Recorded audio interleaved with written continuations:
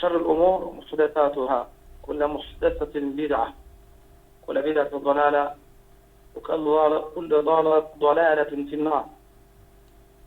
Amma ba'd, chers frères,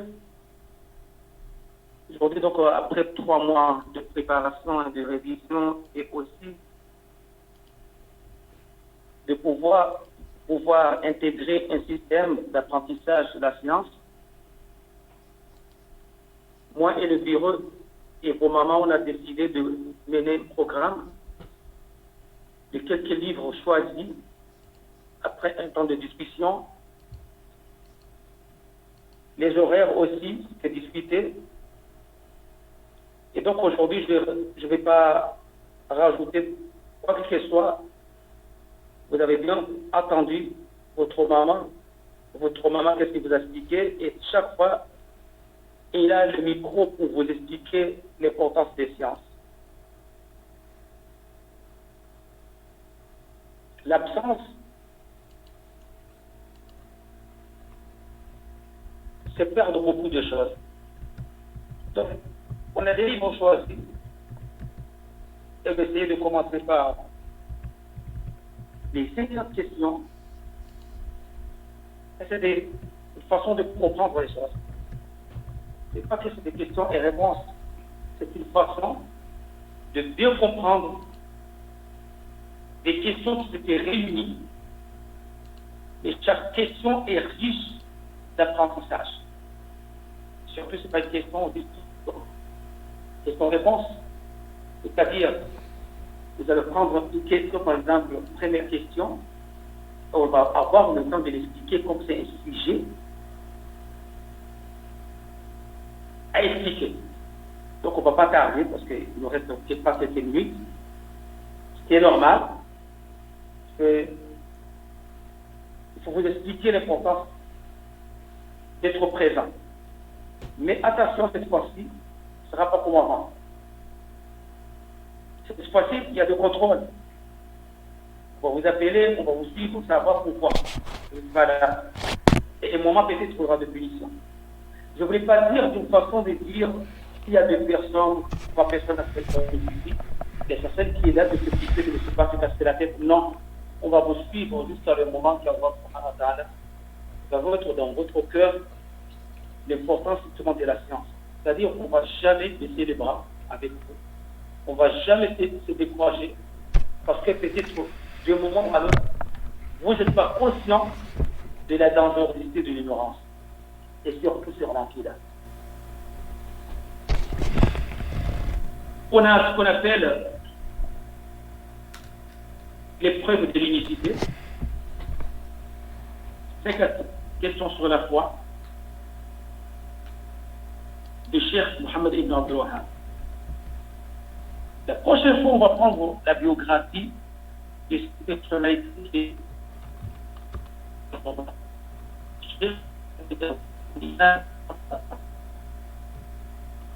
pour savoir pourquoi pas mal justement des Ahl Sunnah ils ont pris que ces livres, c'est des bases de la compréhension de la vraie religion. Parce que la vraie religion de toutes les religions, c'est l'islam. Et donc, cette vérité de l'islam, il faut l'apprendre. Donc, ici, une première question, il demande ما الأصول الثلاثة التي يجب على الإنسان أن يعرفها؟ Quels sont les 3 fondements que l'homme doit connaître? Si on commence la science, on commence pour connaître quoi? Il y a 3 choses fondamentales qu'il faut les connaître. La réponse, c'est Ma'rifat al-Abd Rabbah. Le serviteur d'Allah doit connaître son Seigneur. Doit connaître son Seigneur, il a créé. Ce Seigneur a envoyé des messagers. Ce Seigneur qui ne nous a pas laissé dans la chance de destruction.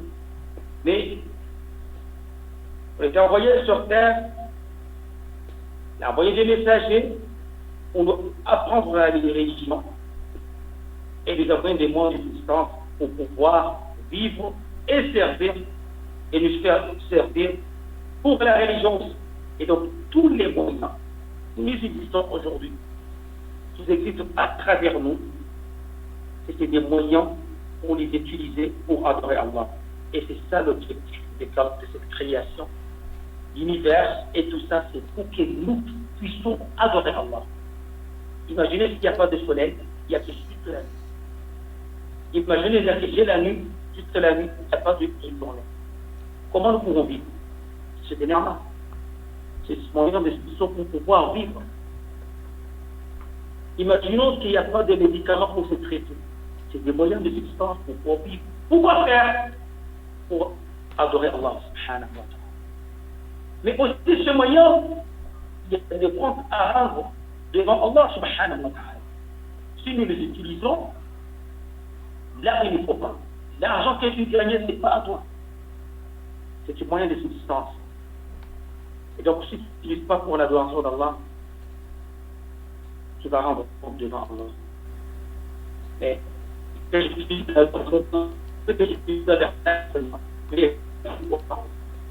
c'est pas le charia, le halal c'est pas le Coran, le halal c'est pas ce qui a avancé le prophète et le messager d'Allah, et voilà.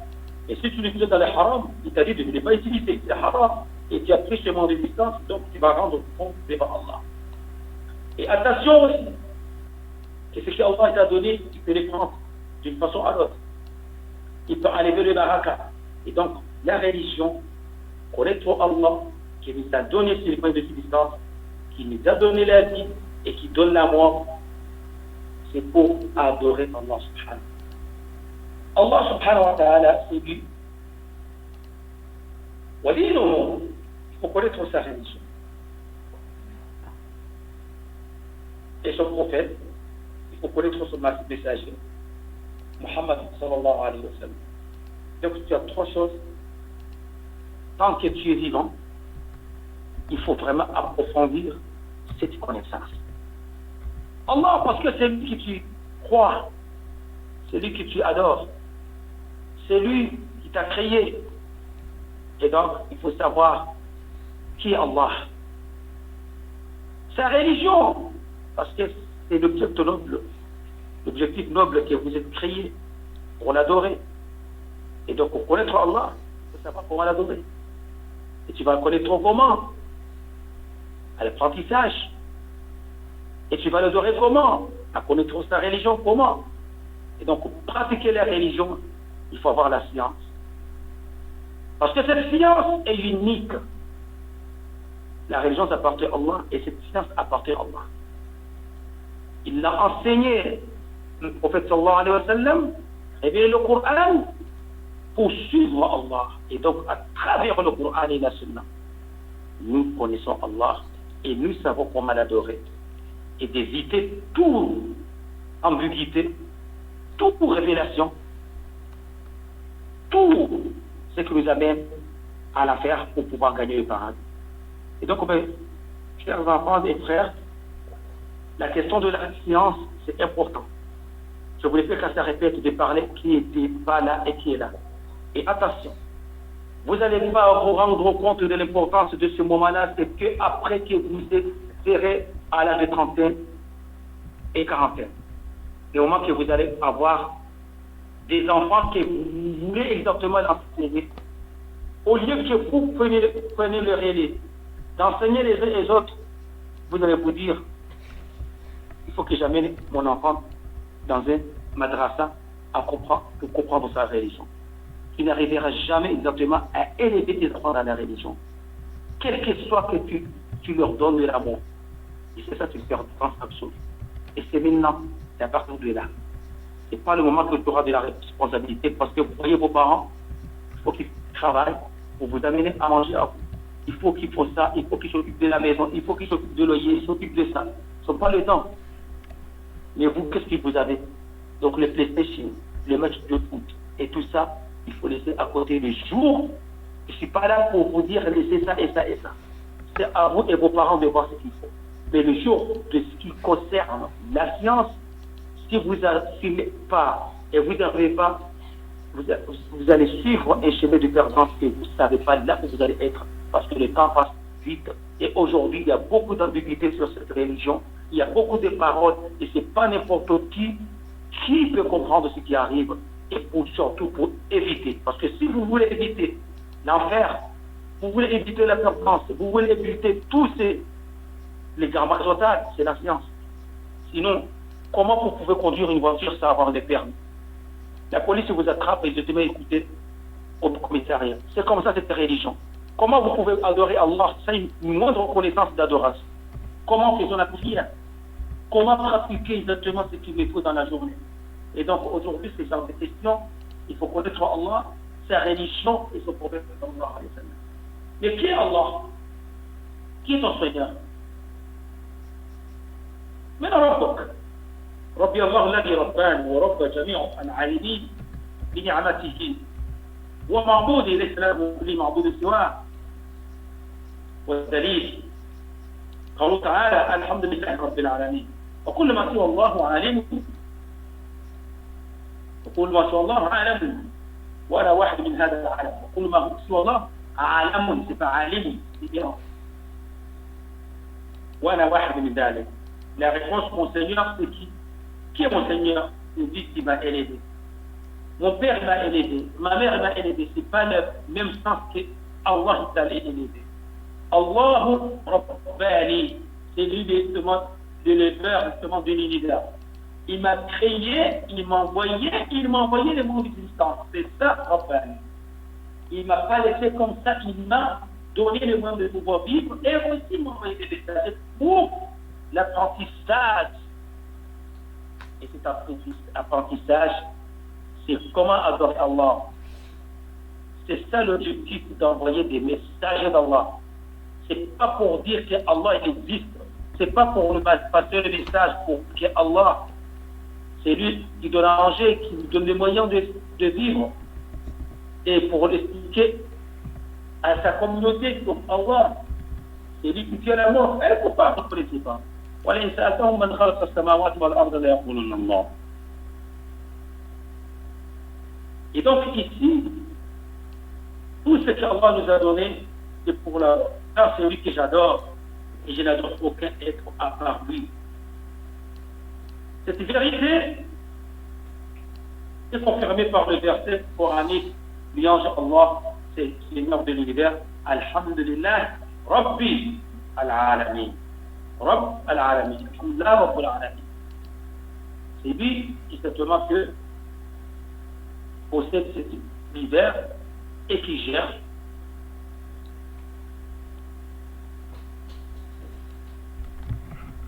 Troisième question. Bon, le temps passe, c'est pas. Troisième question. Qu'est-ce que signifie le terme Seigneur? Le terme Seigneur. Même un Rabb, c'est-à-dire, c'est lui qui possède.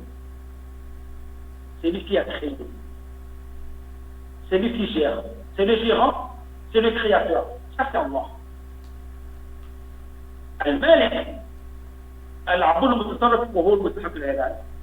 Il désigne celui qui détient toutes choses à son pouvoir. Donc, celui qui tient le pouvoir. Si on dit Seigneur, c'est celui qui tient le pouvoir.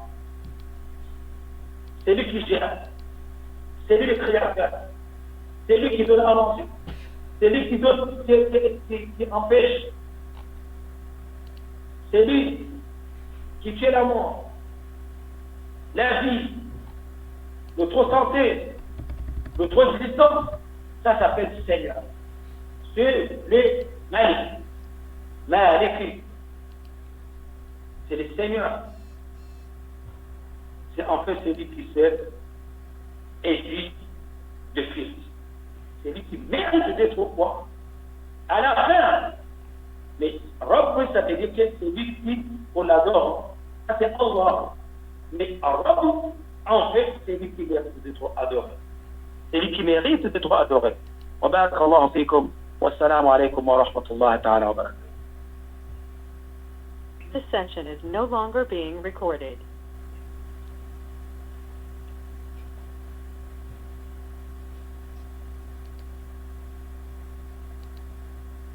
No. Wa alaykoum salam wa rahmatullahi wa barakatuh.